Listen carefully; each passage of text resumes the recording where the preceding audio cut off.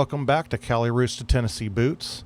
This is the third output of video from our trip to Tennessee on our new property.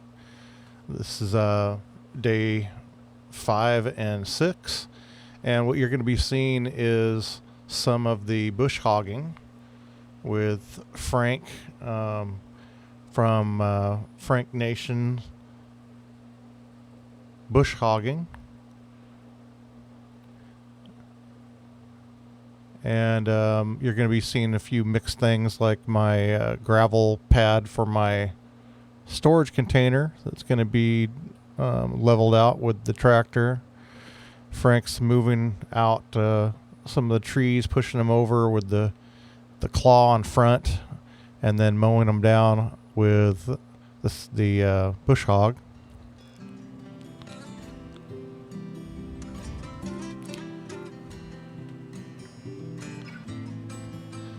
And you can see right there his tire was slipping because there's a wet area that stays wet when it rains, and they've been having a lot of rain lately. It rained about over a week straight before we got there, and it rained on occasion different days, but usually late in the afternoon, early evening, and not very much. So it didn't really hinder that much. He did get nearly stuck in one spot, but it's like the wettest, boggy area of the property.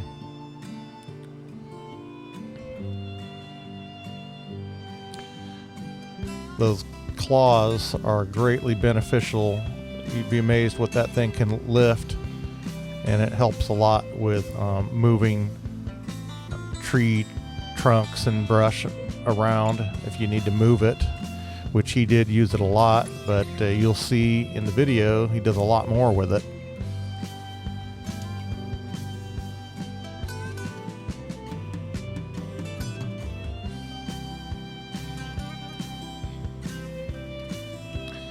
So the property had 2 vehicles that I didn't know about in the beginning.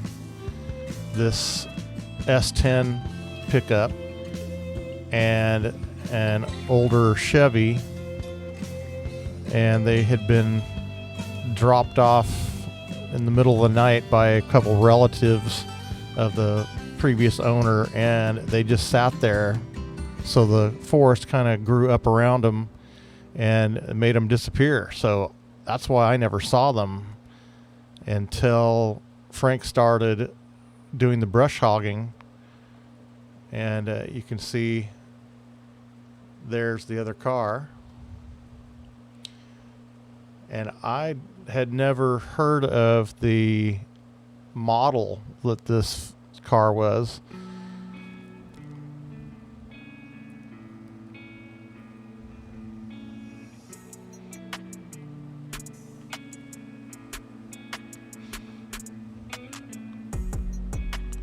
But as you can see, as we look up above, it's really hidden in the trees that grew up around it. It's a nice, healthy pine tree.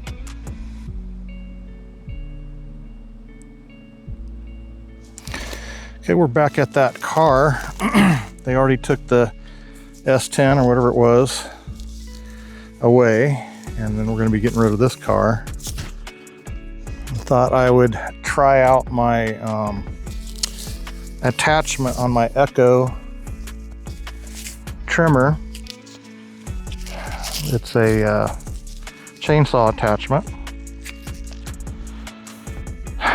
So I'm putting on gloves and ear protection because, well, ear protection obviously, but mask because yesterday I was hacking so much from the sawdust and what have you. We're gonna try this out.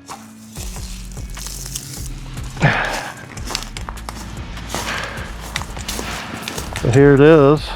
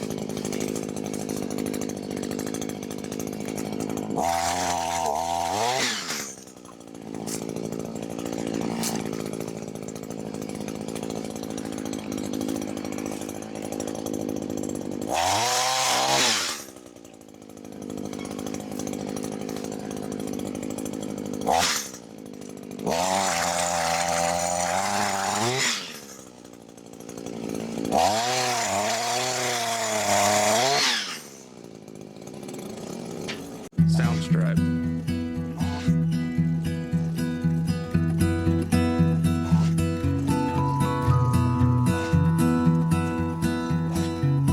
Sound stripe.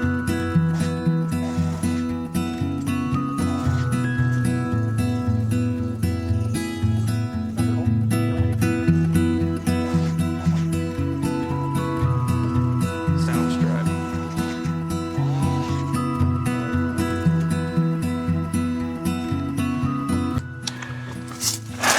Through the chain already. Hey. Is this the same one you got? Yeah. Yeah, the thing right there, that's good. All this chain stays put. I'll need the tool for that.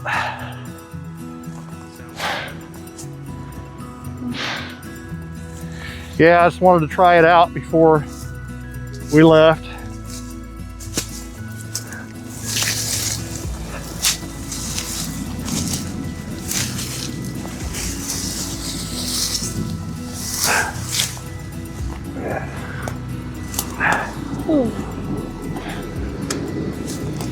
Well, I gotta go get the tool.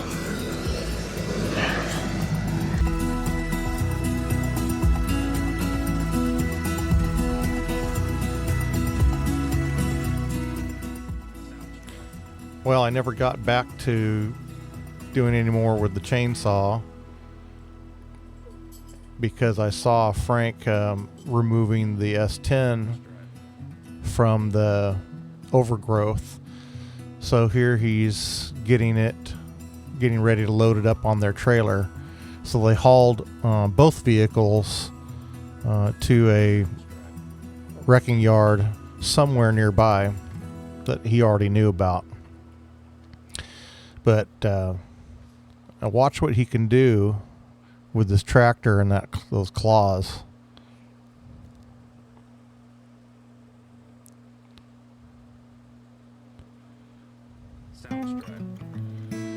It makes it look like a toy truck.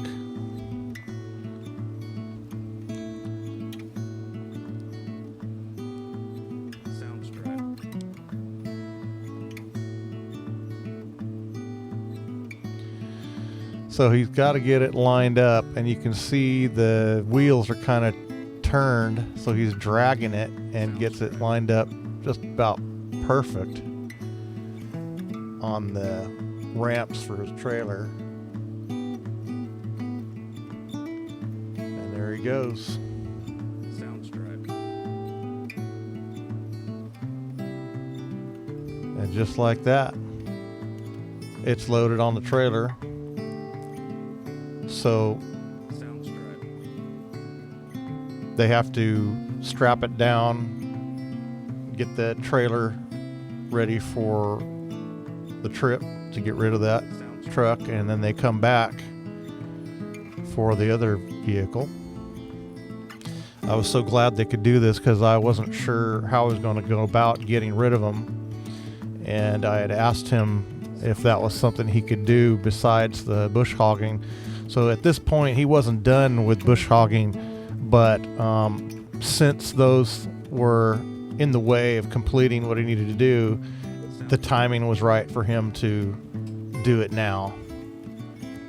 So I was able to be there and get it on video. And I didn't get the first bit of bush hogging done, shown on the video, because he had started, done quite a bit of it before we got out there. I told him, yeah, go ahead and do it. And it's a good thing, because he originally was only going to be there 2 days, and he was there for 5. Here's our beautiful scenery in our the area of our property. Hard to beat that view.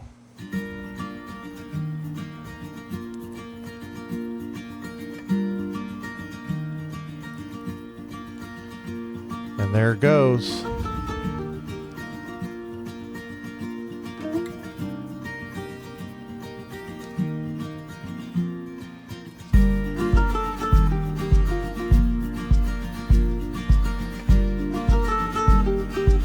Coming in for landing.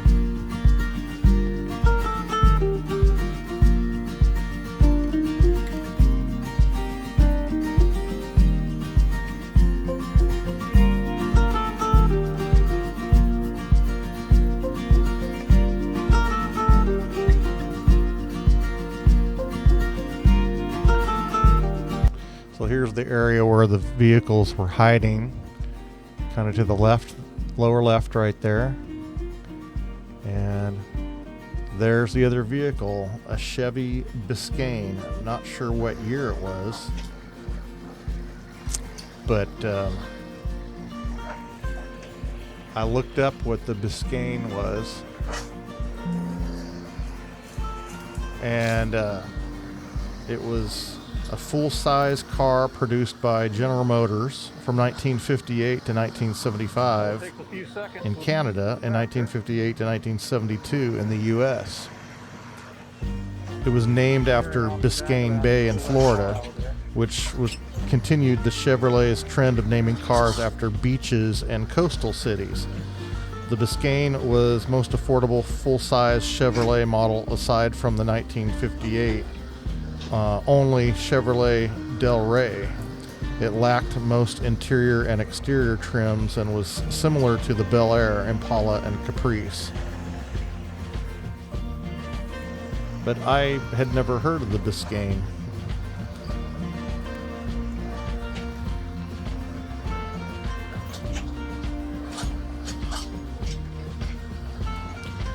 It was a pretty decent looking car for its era, but this one was in really bad shape. And I'm not a car buff, so I had no plans to do anything with either of those vehicles.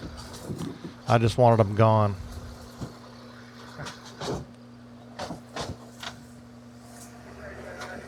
Yeah, look at that. Tractor just pulls it away like it's nothing.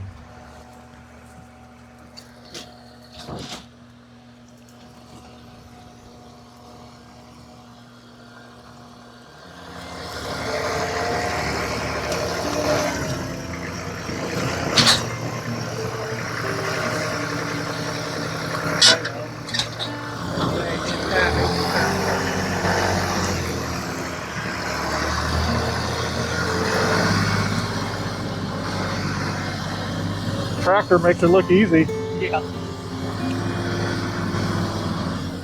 I think it will. The agent You think that clock could pick the whole thing up? Yeah, it's okay.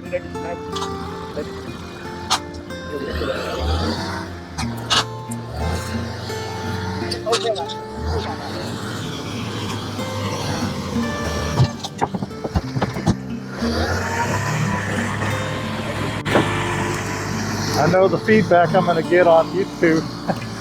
They'll be like, what are you doing? You're junking that thing? Yeah.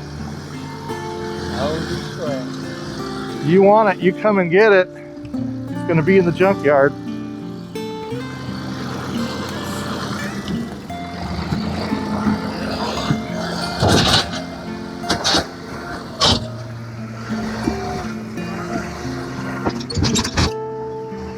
Whoa, we came off close to the trailer.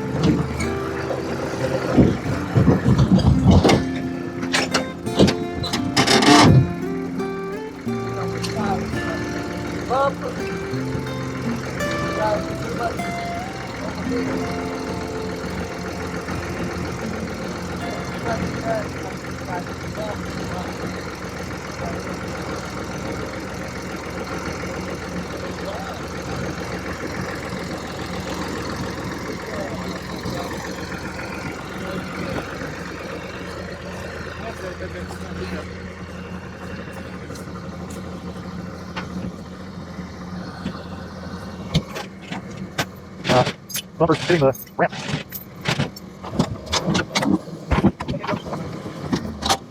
Not too much. How much room for error? I think you got it this time.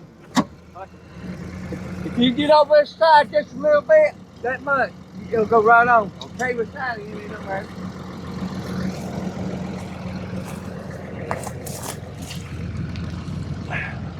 So you go a bit too far over on that side. You got plenty of room right here. Let's go up in there. I can't see that on that track. That's what I've been pointing out for you. I need somebody to stand here and go. Okay? I do this too, Frank. You got that out there, Rick.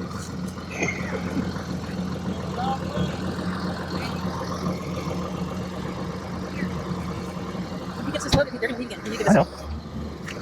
Oh, yeah. You seal it? Hey, this all just comes now. There you go.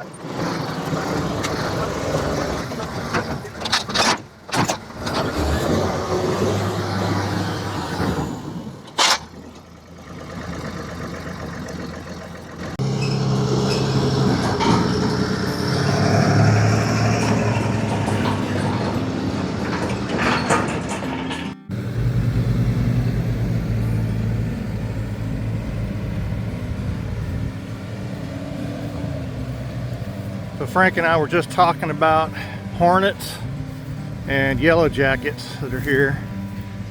Gene, his employee, was cutting some trees, some limbs right over there. Said he ran into a yellow jacket nest, and over here they form in the ground. Some are above, but he said a lot of them are in the ground, and they just have a plain old hole in the dirt. And he says if you disturb them, they'll chase you. However, if it's a hornet, they're much bigger, and they also are in the ground, but they're also in trees. And he says if you see a nest that you recognize as them, get a professional. He says that's that bad.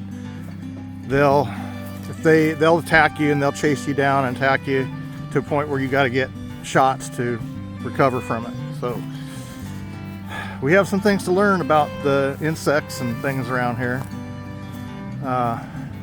So Frank's getting ready to set a level point for the seat train pad.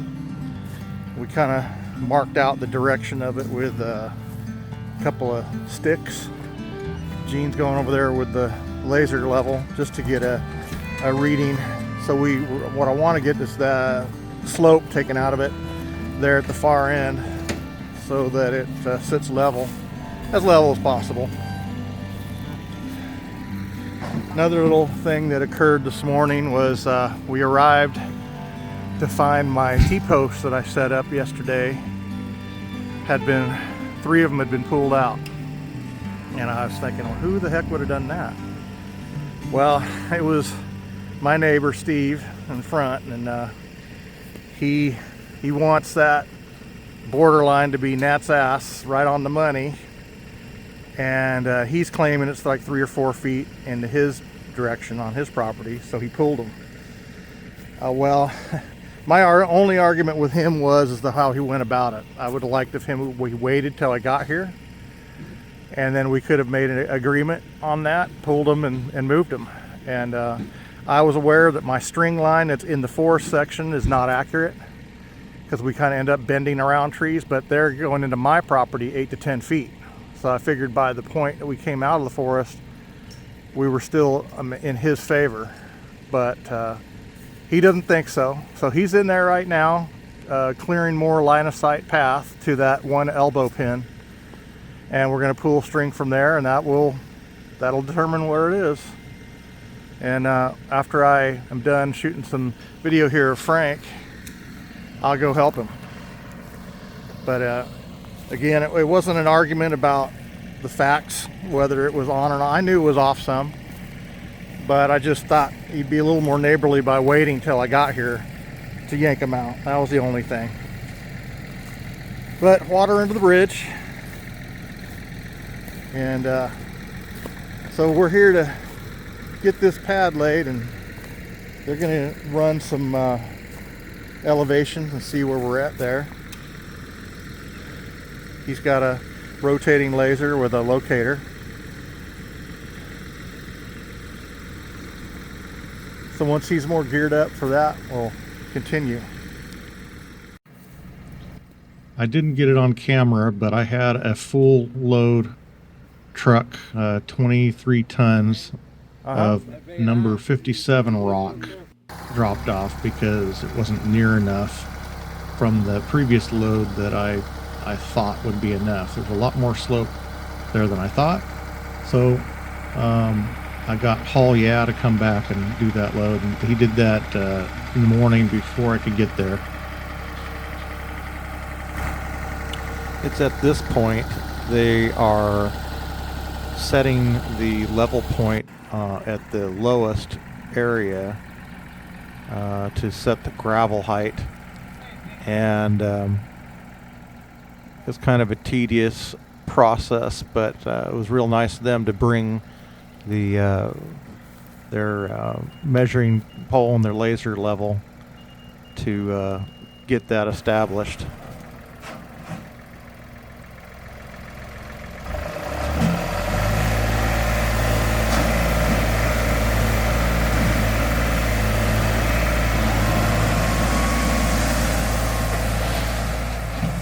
Here he's pulling the gravel kind of centered so that he can maximize the full amount of gravel, because it only needs to be 8-9 feet wide, and the truck had no control over how it dumped it, so kind of difficult with the tractor to do this, but he did a good job regardless.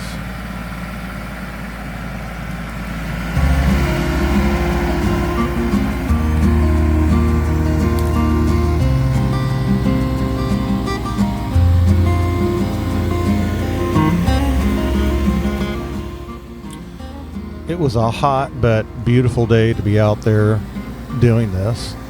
This was later in the afternoon, and here he's going to move the gravel further to the west to build that area up, because there's about a 2-foot rise at the end of that 40-foot pad of gravel. The C-train is 40 feet long, and about 8 feet wide.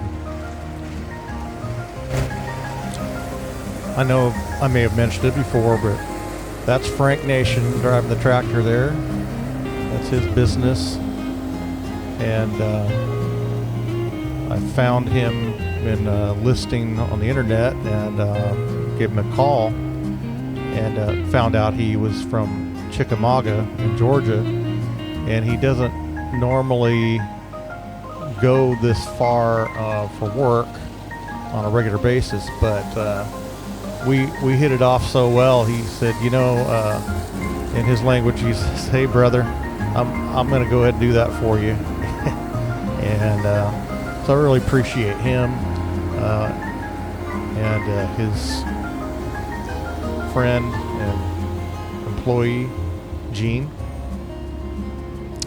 And they worked hard to get things done the way I wanted, and get it done in time before I had to leave.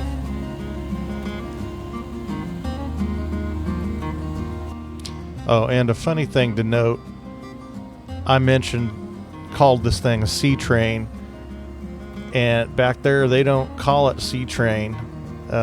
They call it Connex or storage container. And it just never occurred to me that it'd be called anything else. We commonly call it a C-train where I live in California, but when I realized they didn't understand when I talked about a C-train, I started calling them Connex or storage container, so there was no confusion, but just differences in areas. So I wished it had arrived while I was there, but it didn't. In fact, it took 2 weeks after we got home before it actually got delivered. And a long story with that. Very frustrating story, but finally got done, and I had to rely on Steve, my neighbor, to put my tools and things I'd purchased away in it. So we won't actually get to see it in person till next year when we take our trip next October of 2026.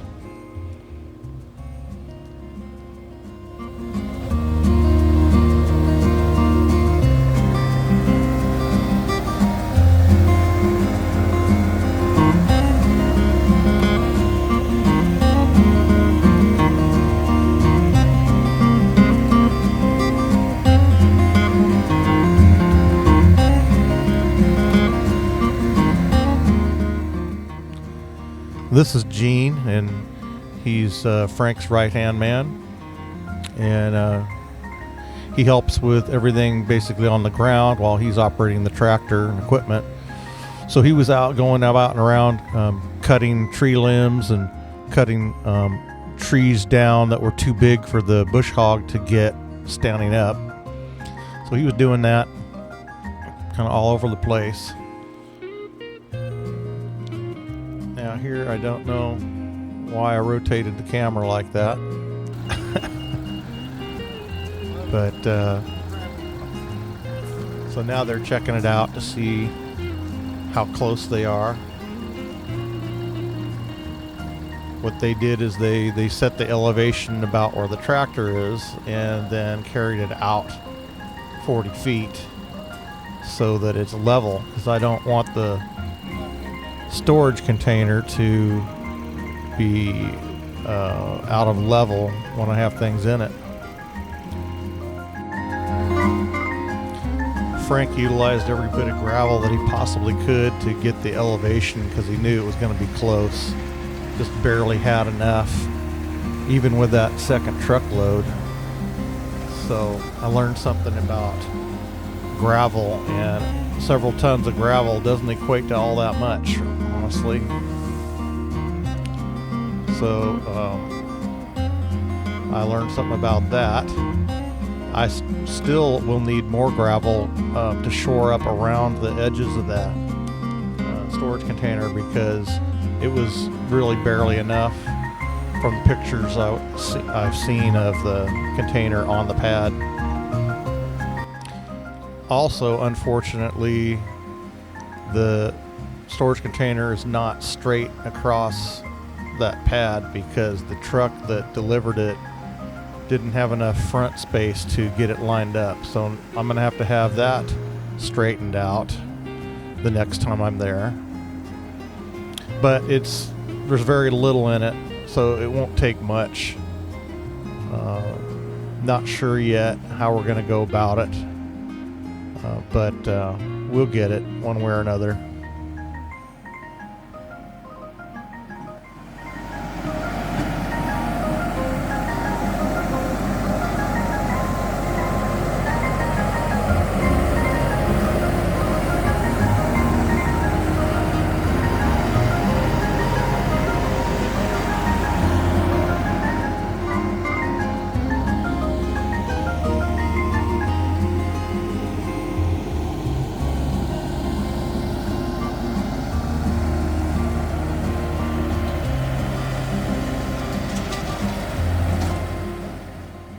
You can see here why it's so difficult using a tractor.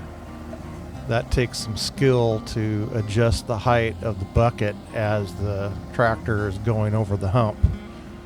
It's a difficult maneuver, but Frank's been doing that for years, driving tractors and backhoe and other equipment.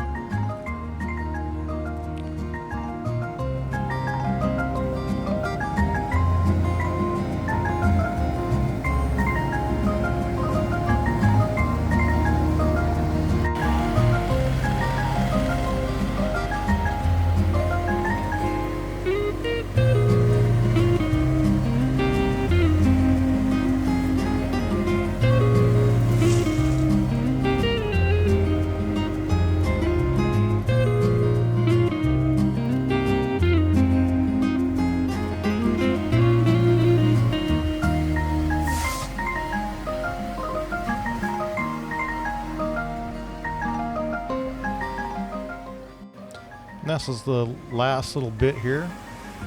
He's gonna kind of finish out that pad on this final run, and that should do it, at least for now. But once you see he gets this last bit pushed over, it's pretty straight. It was just a little bit off left to right, so we took some rakes and just kind of raked that left side over to the right side a bit. I didn't get that on video, but very difficult for the tractor to do that. So while I had some time on my hands and I was alone on the property, I wanted to run my drone some more. So here I am, hello. And I wanted to run it down low, close, so you could see, what the terrain really looks like in this area where it was bush hogged and where it's not.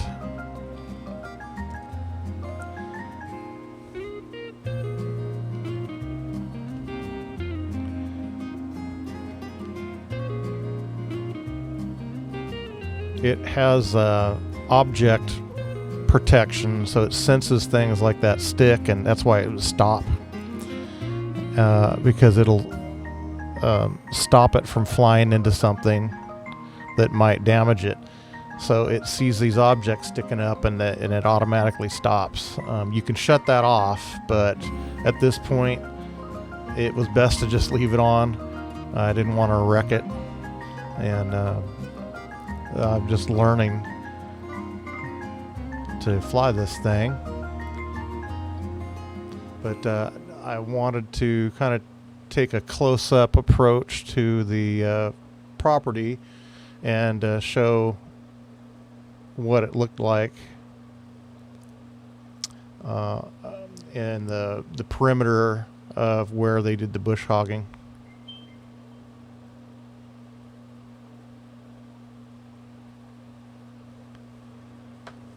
I don't know what that glow is on the left there. It might have just been flare in the lens.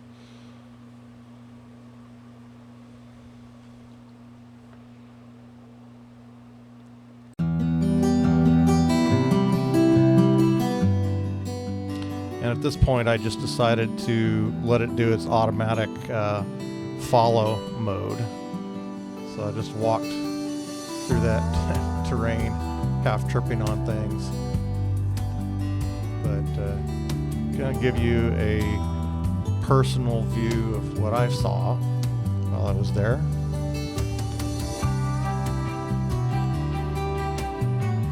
And you can see this was actually shot before the storage container pad was smoothed out.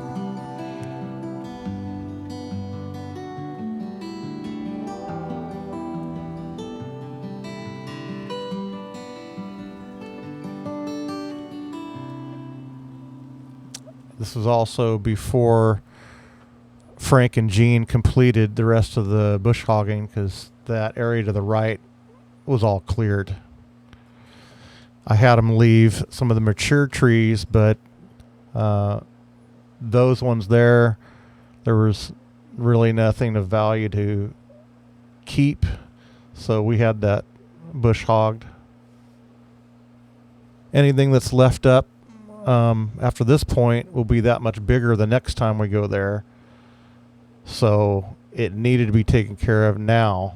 That's why we had it done now rather than later when we're ready to move there, because they'd be so big it would be a much larger chore. You couldn't run a bush hog through it. It was just barely young enough to do that as it was, and that's a lot more costly. This work costs thousands of dollars, and I don't plan to do that more than this one time to get the land mowed down, essentially. It will have to be repeated before I move there, but it'll be much less expensive to do once it's down where you see it. it will grow up, but not so much. It was let go for several years, and so it would be a lot easier, faster. And once I'm living there, I'll be doing it myself. We'll be probably planting grass in areas, and we want to keep the poison oak and poison ivy to a minimum. The best way to do that is to choke it out with grass, etc. So anyway, it followed me back to our tent there, and I'm going to wrap it up for the day.